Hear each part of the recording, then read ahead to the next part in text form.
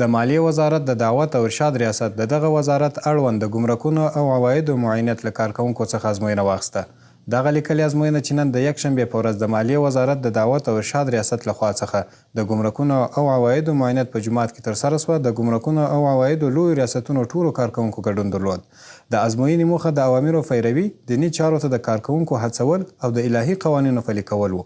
ترڅو د فکري او عقیدوي ودې له لارې د پردیو د کلتوري یرغل مخه ونیول سي. د دعوت او ارشاد ریاست مسؤلینو چې د ازموینې بهیر یې څاره، له کارکوونکو څخه د جماعت د نمانځه، عقیدوي او دیني درسونو ته د حاضرېدلو، له اسلامي شریعت سره سم د خپل سیرت او صورت جوړولو او له مراجعینو سره د ښه چلند کولو له امله مننه وکړه. هغوی زیاته کړه چې د دې ازموینې پایلې به ډېر ژر اعلان سي.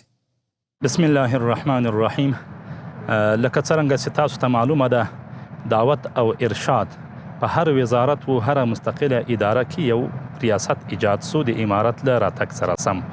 هر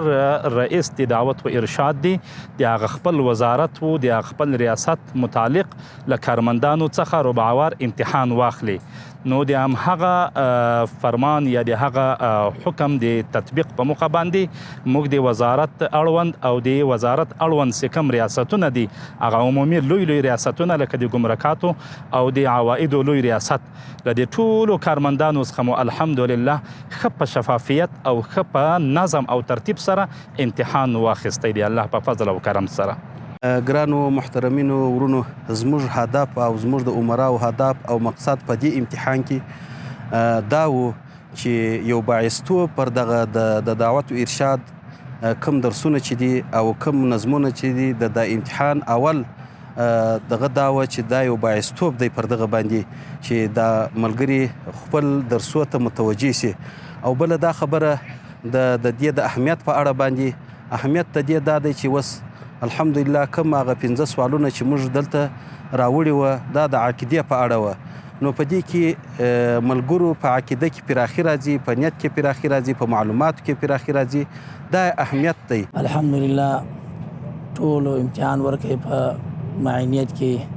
او د وزارت څخه کوم ملګري راغلي وو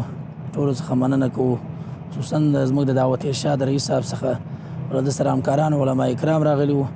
او خدای د دې ته خیر ورکړي د دعوت ارشاد رئیس ته او زموږ دعوت ارشاد لوی رئیس ته چې هغه موږ ته د عوایدو ګمرکاتو معاینت خصوصیت راکوي، بیا علیحده د یکشنبې ورځ راکړله، نو له دوی څخه ډېره مننه کوو.